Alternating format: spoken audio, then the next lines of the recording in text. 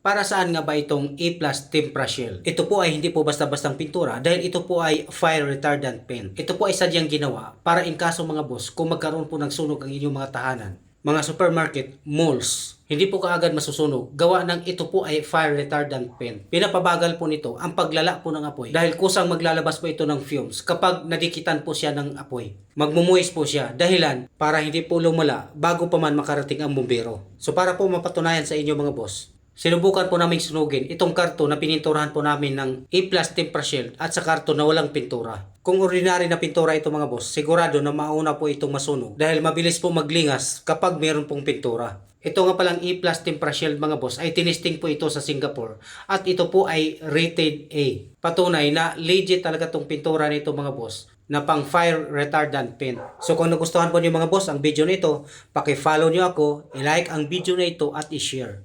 Maraming salamat po.